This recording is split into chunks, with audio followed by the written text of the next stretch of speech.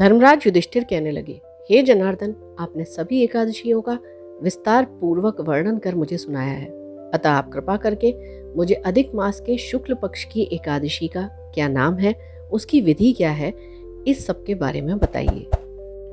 श्री भगवान बोले, हे राजन, अधिक मास में शुक्ल पक्ष में जो एकादशी आती है वह पद्मिनी या कमला एकादशी कहलाती है। वैसे तो प्रत्येक वर्ष 24 एकादशियां होती हैं, लेकिन जब अधिक मास या मल मास आता है तब इनकी संख्या बढ़कर 26 हो जाती है।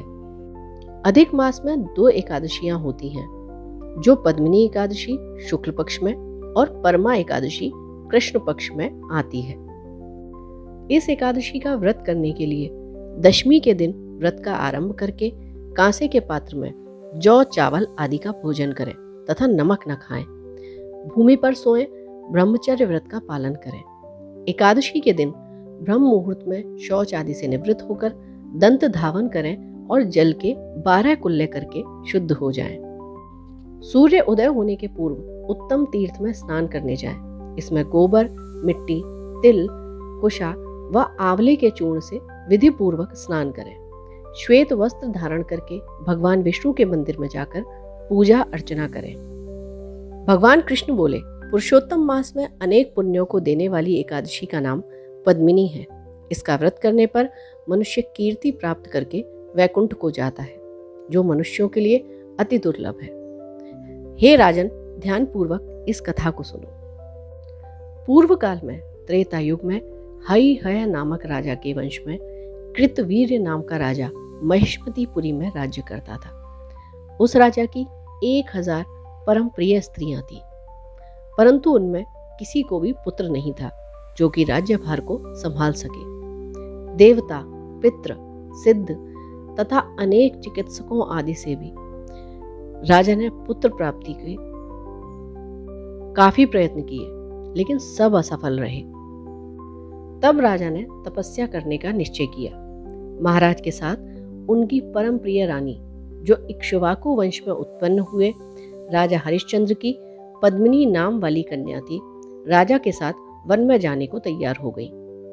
दोनों अपने मंत्री को राज्यभार सौंपकर राजसी वेश त्याग कर गंधमादन पर्वत पर तपस्या करने के लिए चले गए। राजा ने उस पर्वत पर 10,000 वर्ष तक तप किया, परंतु फिर भी पुत्र की प्राप्ति नहीं हुई।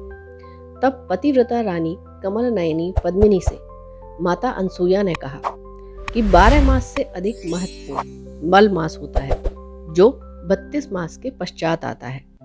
उसमें द्वादशी युक्त पद्मिनी शुक्ल पक्ष की एकादशी का जागरण समेत व्रत करने से तुम्हारी सारी मनोकामना अवश्य पूर्ण होंगी। इस व्रत के करने से भगवान तुम पर प्रसन्न होकर तुम्हें शीघ्र ही पुत्र देंगे। रानी पद्मिनी ने पुत्र प्राप्ति की इच्छा से एकादशी का व्रत किया।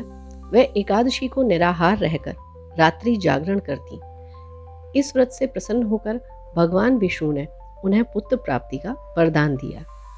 इसी के प्रभाव से पद्मिनी के घर कार्तवीर्य उत्पन्न हुए, जो बलवान थे और उनके समान तीनों लोकों में कोई बलवान नहीं था। तीनों लोकों में भगवान के सिवा उनको जीतने का सामर्थ्य किसी में नहीं था। तो जो मनुष्य मल मास की शुक्ल पक्ष की पद्मिनी एकादशी का व्रत करते हैं, संपूर्ण कथा को पढ़ते या सुनते हैं, वे यश के भागी होकर विष्णु लोक को प्राप्त होते हैं। बोलो एकादशी महारानी की जय।